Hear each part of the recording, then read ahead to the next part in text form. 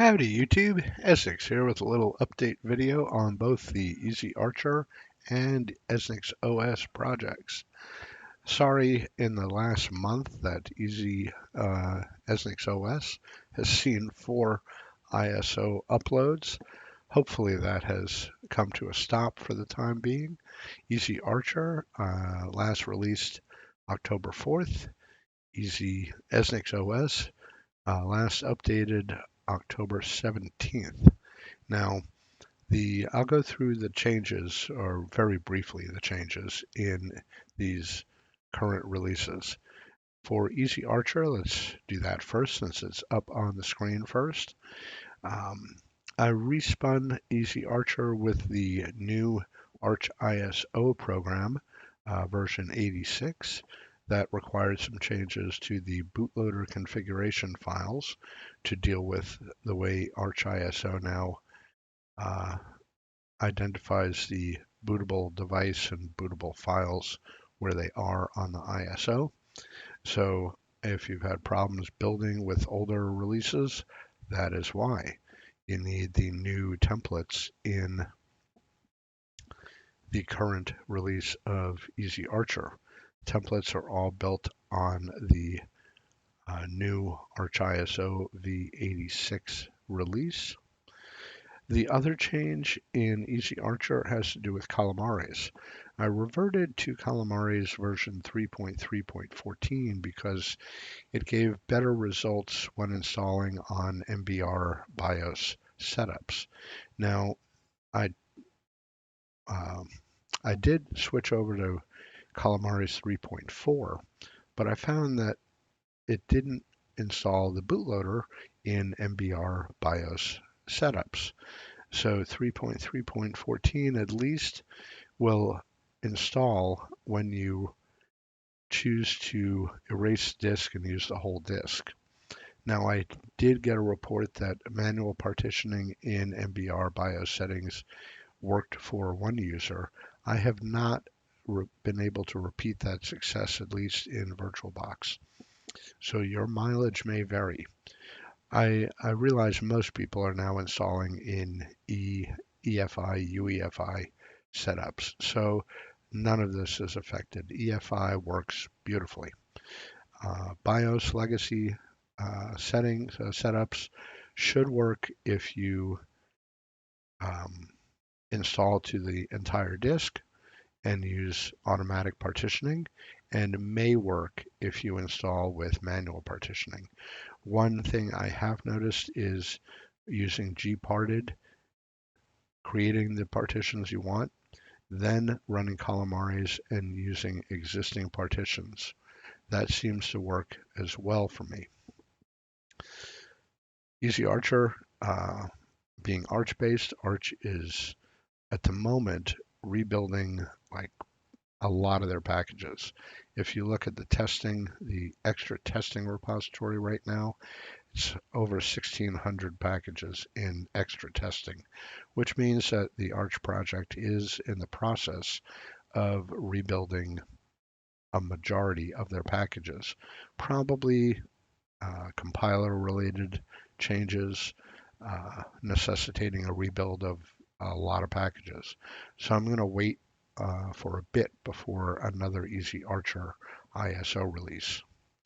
Let's head over to EznixOS, talk about some of the changes here, because this has been more of a roller coaster of ISOs pushed to SourceForge and archive.org. First release was early September, and then late September, then 2 more releases just in the last week, excuse me. It just all of a sudden wanted to hiccup. Held it back just for you. Hope you appreciate it. So the ISO's up right now. I built on the 17th. They incorporate a number of small changes that I deemed necessary and wanted out there in the official release. So one of those is the inclusion of a file that's placed in the live system and the installed system modprobe in the modprobe.d directory in etc. This blacklists KVM. Now, the reason for this is that when I updated my system that I do my day-to-day work on and these videos, VirtualBox refused to boot up or start up VMs in the latest release of Debian Trixie, uh, which is what EznixOS is based on. I found out very quickly that VirtualBox was in a conflict with the built-in KVM module in the Linux kernel and would refuse to run a virtual machine because KVM was already running. The solution from Google, from the VirtualBox forums and the Debian forums, is to create a blacklist file, blacklisting KVM underscore Intel, KVM, and if you have an AMD processor, you should include KVM underscore AMD. The next ISO releases of EznixOS will include KVM underscore AMD.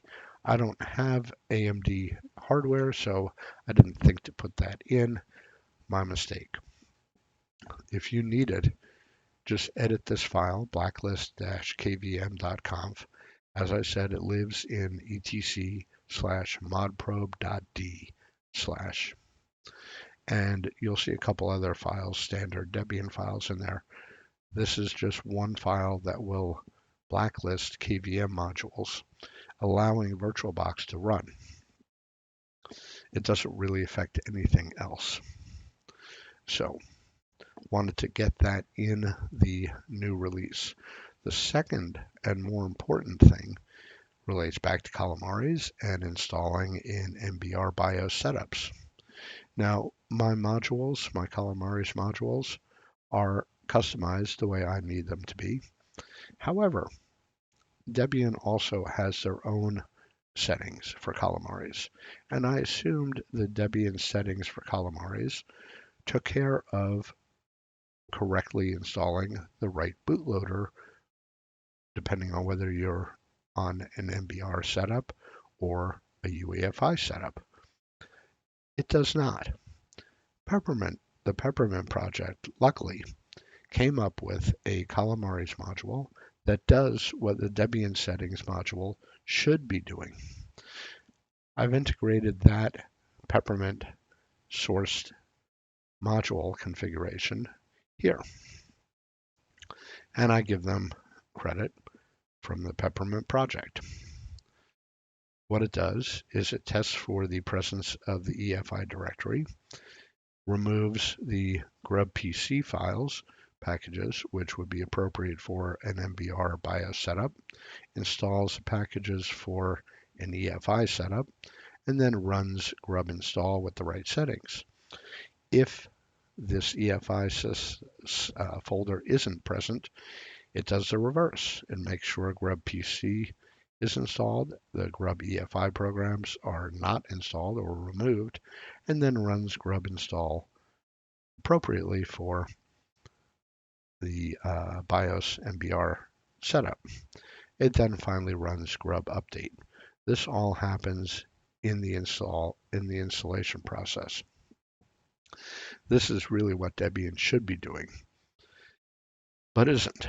So my testing of Calamares install of EznixOS now works whether you're auto partitioning, manual partitioning in an MBR setup or a UEFI setup.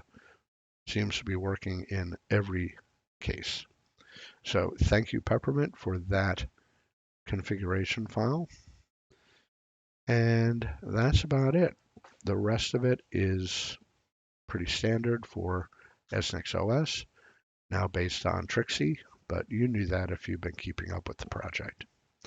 So I hope this video finds you well, answers some questions about the goings-on at the EznixOS and Ezarcher projects. Look for updates in the future. There won't be for a little while. I'm looking to push out an EznixOS ISO update in mid-November when Debian releases Trixie 13.2, and that ISO, as long as it's stable and works well, that will be the official for the rest of Trixie's release life. I'm not going to update EznixOS every point release of Debian. That doesn't make any sense. You can install, run an update, and be right up to date very quickly. As I said, I hope this answers some questions. I hope you're doing well. If you have any questions, leave them in the project pages of SourceForge for Ezarcher or EznixOS. Take care, stay safe, and you'll see me in another one, folks. Bye-bye.